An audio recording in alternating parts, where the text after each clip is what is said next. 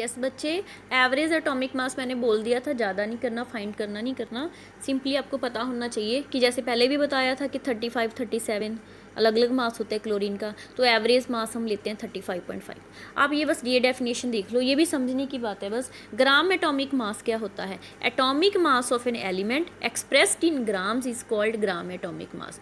कि किसी भी एलिमेंट का जो एटॉमिक मास होता है, जब हम उसको ग्राम में एक्सप्रेस कर देते हैं, ग्राम करके लिखते हैं, तो उसको बोलते हैं ग्राम एटॉमिक मास। जैसे बस एक दो समझ लो, 1 ग्राम ऑफ मैग्नीशियम किसके बराबर आ गया?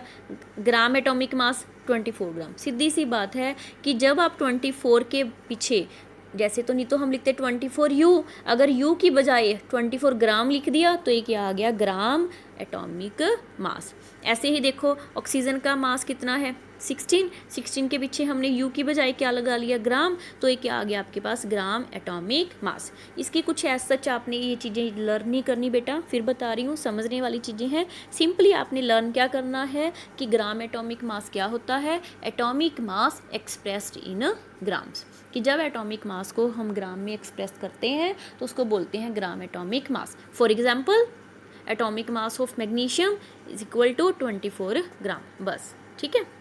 नेक्स्ट है बेटा हमारे पास मॉलिक्यूलर मास। मॉलिक्यूलर मास क्या होता है? It is a relative mass of a molecule of the substance as compare to 1/12 of mass of carbon 12। जैसे हमने एटॉमिक मास किया था, relative atomic mass, ditto definition है मॉलिक्यूलर मास की। फ़र्क क्या है? उसने में हमने एटम के एटॉमिक मास को कंपेयर किया था, यहाँ पे हम क्या कंपेयर करेंगे? मॉलिक्यूलर मास को। कंपेयर सेम चीज़ के साथ करना है, 1/12 ऑफ वेट ऑफ कार्बन 12। मतलब weight of 1 molecule of substance, किसी भी मॉलिक्यूल के किसी भी सब्सटेंस के एक मॉलिक्यूल का वेट किसके साथ कंपेयर किया? कार्बन 12 के 1/12 वेट के साथ। तो जो वेट हमारे पास आता है मॉलिक्यूल का, उसको हम बोल देते हैं मॉलिक्यूलर मास। समझ आया बच्चे? एटॉमिक मास है चाहे मॉलिक्यूलर मास है, ये कंपैरिजन वाले मास होते हैं, हम कंपेयर करते हैं। किसके साथ कंपेयर करते हैं? हमेशा कार्बन 12 एटम के मास के साथ। ठीक, जैसे फाइंड कैसे करते हैं आप सीख लो बस। Molecular mass of oxygen, oxygen कितने होते हैं? O2, एक ऑक्सीजन का मास है 16, तो 2 का कितना आ गया? 32। O3 का कितना आ गया? 16 3 48, 48। ठीक है, ऐसे करके हमने मास को फाइंड किया है। जैसे वाटर है, वाटर का मॉलिक्यूलर मास हम कैसे फाइंड करेंगे बच्चे? H2O का मास कैसे फाइंड करेंगे? H2 कितनी है? 2। अब हाइड्रोजन का मास कितना होता है? 1U।